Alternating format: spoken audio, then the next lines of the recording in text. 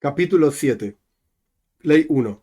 Una persona que chismorrea, anda diciendo chismeríos de sus prójimos, transgrede un precepto prohibitivo, como está escrito: no andarás, Rajil, ahora traduzco, en tu pueblo. Algo interesante en esta ley, el Rambam, la primera palabra de la ley es meragel, con gimel, con la letra gimel en hebreo. Meragel es literalmente la palabra regel, con la pierna, porque uno va de un lugar a otro andando por acá y por allá, hablando chismes de los demás. Pero el versículo dice Rojil, con Jof. Las letras en hebreo son muy particulares y sin entrar en todos los detalles, la Jof y la Gimel, por cuanto vienen del mismo lugar en la boca, cuando la persona las pronuncia, se intercambian entre ellas. Por eso en realidad es la misma palabra. Entonces, ¿qué dice el versículo? No andarás chismorreando en tu pueblo. Y a pesar de que no se recibe latigazos por esta prohibición, como explicamos en el capítulo anterior, es un lav shem boy mais, es una prohibición que no tiene acción. Sin embargo, es un pecado muy grande y genera matar almas, muchísimas del pueblo de Israel, matar mucha gente. Esto tiene que ver con la historia de Doeg, que Doeg o Adoimi habló mal de los Koyanim, de los sacerdotes que estaban protegiendo, según él, al rey David. Entonces el rey Shaul terminó matando montones de Koyanim por el chismorreo de Doeg. Por lo tanto, viene en el versículo junto con esta prohibición de no andar chismorreando, etcétera, dice: no te pares sobre la sangre de tu prójimo. Andá y estudiá y aprendé lo que pasó con Doeg o Adoimi, justamente en el libro de Shmuel Aleph, en el primer libro de Shmuel, el capítulo 22, versículo 23. 2. ¿Qué significa rajil? ¿Qué significa chismerío? Es una persona que dice cosas y va de uno a otro y dice: así dijo fulano, y así escuché sobre Mengano. Y a pesar de que sea verdad, sin embargo está destruyendo el mundo. Y hay un pecado mayor que este todavía, muchísimo más, y también está incluido dentro de esta prohibición, y se llama lashon hara, traducción literal, mala lengua. ¿Y de qué se trata esto? Una persona que relata la desgracia, el desprecio de su prójimo, a pesar de que está diciendo la verdad. Entonces, una cosa es regilut. Regilut significa chismerío. Chismerío quiere decir: escuché esto, vi aquello, etc. Aunque sea verdad. Otra cosa diferente es lashon hara, mala lengua, donde uno está hablando algo malo de la otra persona, aunque sea verdad, pero es algo negativo. Pero aquella persona que dice mentiras, este se llama Motzi Shem Ra, quien está difamando a su prójimo, porque aquí está hablando mentiras, no son verdad. Los dos casos anteriores son verdad. Pero la persona que es Baal Lashon Hara, aquella persona que habla esta mala lengua, es aquel que se sienta y dice: así hizo fulano, y así eran sus padres, y de tal y cual manera escuché sobre él, y dice cosas de desprecio. Y sobre esto dice el versículo: que Dios recorte todos los labios suaves, labios que hablan grandezas en los salmos, pero se refiere a la shonara, mala lengua. 3. Dijeron nuestros sabios: 3 transgresiones se cobran de la persona en este mundo y no tiene porción en el mundo por venir: idolatría, relaciones prohibidas y asesinato. Y a su vez, dijeron nuestros sabios, el lashon hara, la mala lengua, es comparable con todas ellas juntas.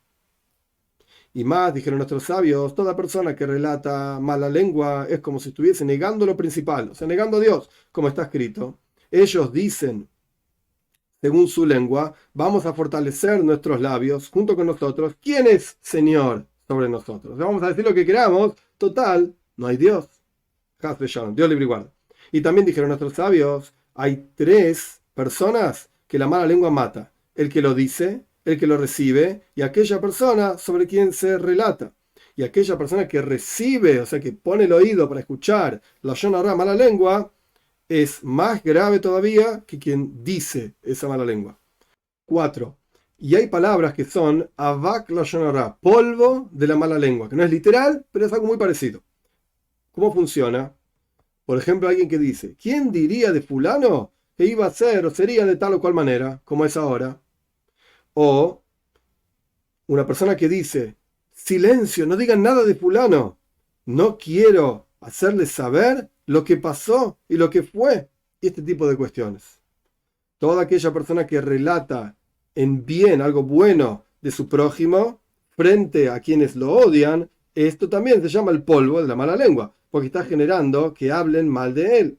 Y sobre este asunto dijo el rey Salomón: quien bendice a su prójimo en voz alta a la mañana, bien temprano, esto se considera una maldición, o sea, que lo está bendiciendo frente a quienes lo odian en realidad.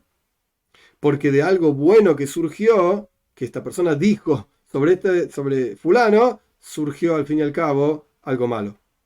Y también una persona que relata mala lengua en forma de risas, en forma de un chiste y en forma de la cabeza liviana, por así decir, una liviandad, una frivolidad, por ejemplo, como diciendo que no está hablando por odio. Esto también se considera lashon hara, se considera avak lashon hara, polvo de mala lengua. Y esto es lo que el rey Salomón dice con su sabiduría, que como jugando una persona está tirando flechas, y esto es literalmente muerte. Y dice: ay, pero yo estaba jugando. Esto está en Mishlei, en el capítulo 26, los versículos 18, 19, etc. Y también una persona que habla lashon hara, mala lengua, en forma de engaño. Y, por ejemplo, quien está hablando libremente, sin tener intención particular de hablar de un asunto en particular, como quien no sabe que esto que está hablando es lashon hara. Oh, no sabía que no se podía decir esto. O cuando la persona lo advierten y le dicen: hey, no podés decir esto, responde: yo no sabía que esto es mala lengua, o que estas eran las acciones de fulano. 5. Es lo mismo una persona que habla lashon hara, mala lengua, frente a su prójimo o no frente a su prójimo. Y es lo mismo esto que quien relata cosas que generan que otros la pasen mal. El ejemplo que se da es de Rabbi Yehuda ben Geirim, que relató cómo Rabbi Shimon habló mal de los romanos. Y al final los romanos salieron a perseguir a Rabbi Shimon, etc. Si estas palabras fueron escuchadas de boca en boca, una persona a otra persona, para hacer daño a su prójimo en cuerpo o en dinero, e incluso para hacerlo sufrir al otro o para hacerle dar miedo al otro, esto se llama lashon hara, se llama mala lengua igual.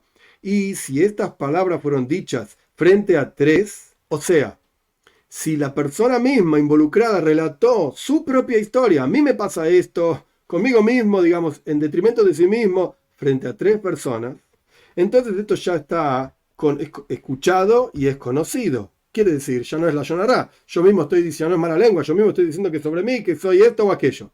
Todo el mundo lo sabe ya. Y si una de estas tres personas que escucharon el relato de boca de la persona misma a quien le pasa esto, no que alguien habló de otro, sino yo mismo estoy diciendo sobre mí mismo tal cosa, si una de esas tres personas relató esto otra vez, esto no se llama lashon hara, no se llama mala lengua, porque en realidad estás relatando lo que la persona mismo dijo sobre sí mismo.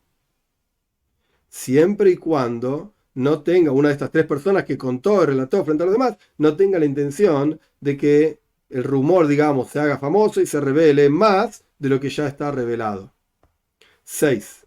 Todas estas personas que son los que dicen mala lengua, está prohibido vivir en el vecindario de ellos.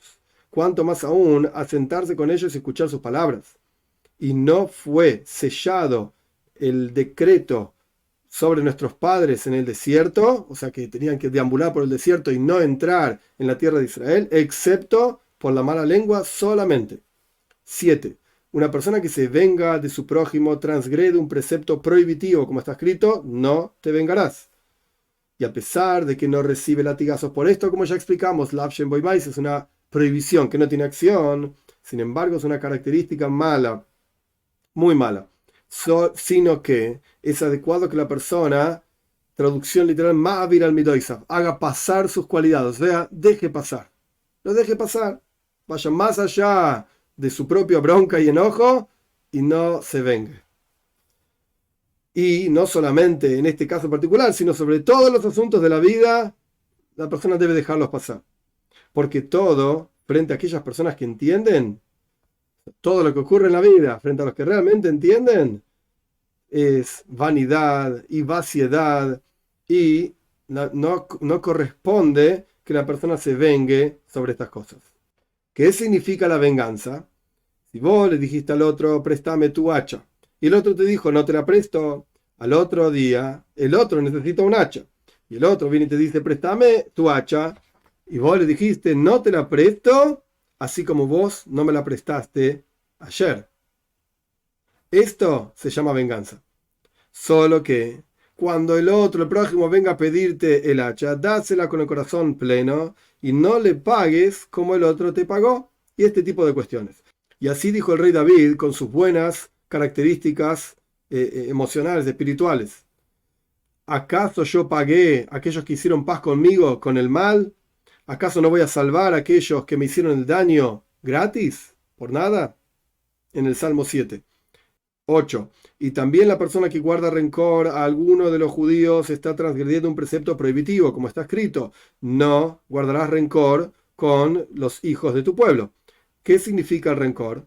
Reuben le dijo a Shimon: alquilame esta casa, o alquilame, préstame este toro. Y Shimon no quería. Después de unos días vino Shimon a Reuben y le pidió de él o que le alquile algo.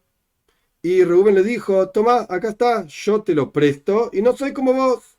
No te voy a pagar como tú me pagaste con tus acciones. Una persona que hace esto está transgrediendo la prohibición de no guardar rencor, sino que tiene que perdonar la cosa en su corazón y no tiene que guardar rencor. Todo tiempo que la persona guarda rencor y lo recuerda, puede ocurrir que la persona se vengue. Por lo tanto, la Torá es estricta sobre el rencor, o sea, sobre la prohibición de rencor, al punto tal que la persona tiene que borrar el pecado del otro hacia uno de su corazón y no recordarlo en absoluto. Y esta es la cualidad, la característica adecuada a partir de la cual puede ocurrir que se sostenga Ishuva Aretz, toda la tierra entera, el asentamiento de la tierra, y los tratos y negocios entre los seres humanos unos con los otros.